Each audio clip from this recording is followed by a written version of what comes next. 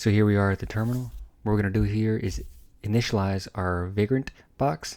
So remember it's an operating system image, or think of it as a template. And then from there, we're going to create our config files, which is called the vagrant file. That allows us to make changes, any customizations that we would like. So what we're going to do here is vagrant init, and then the name of the box. Ubuntu Trusty 64.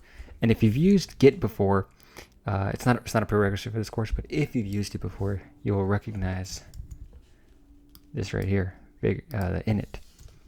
So it's a little bit similar there in the nomenclature.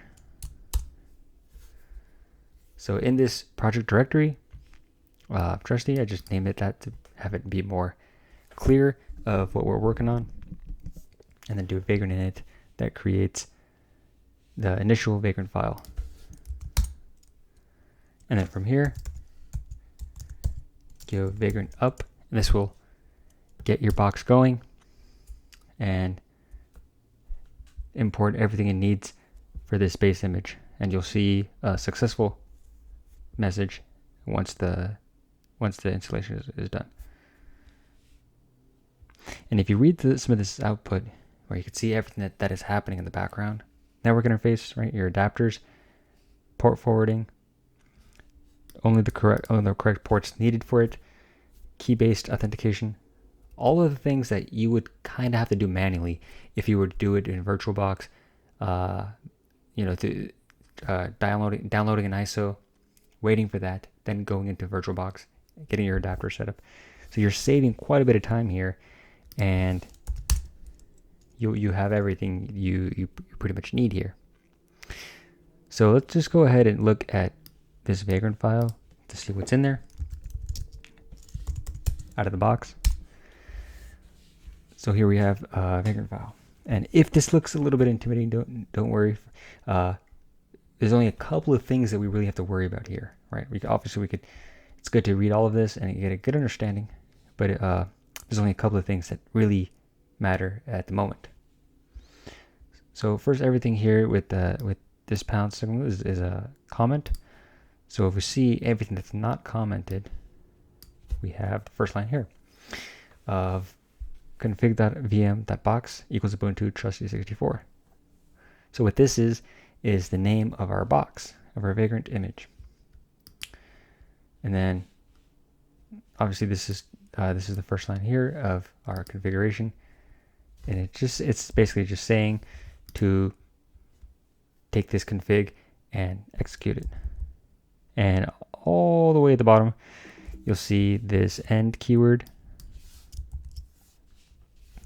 So yeah, which is the next line that's not commented. So that's going to be the end of our config file. So let's just go ahead and we'll add something in here with VI, so Vim editor, and then right here, just press I for insert mode. What we're gonna do here is just add a host name. That's what we're gonna do. We're gonna add a host name. config.vm.box, not box, host name,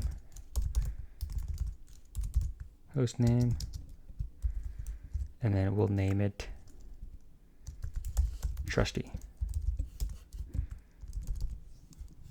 That seems legit. And then in case we make a lot of these boxes, right? Remember, this is vagrant. One of the advantages is you can quickly spin up new VMs with one base image. So we're going to call this Trusty01 in case we make more. Then just press your escape key, WQ to save, write, and then quit. And there we have our updated vagrant file. Now for these changes to take effect, we're going to have to do vagrant reload. What this does is essentially halts the VM which is another command there, vagrant halt. But it takes that command and then starts it up again, which makes for a good way to make sure that those changes take effect in your vagrant file. Let's go ahead and press enter there.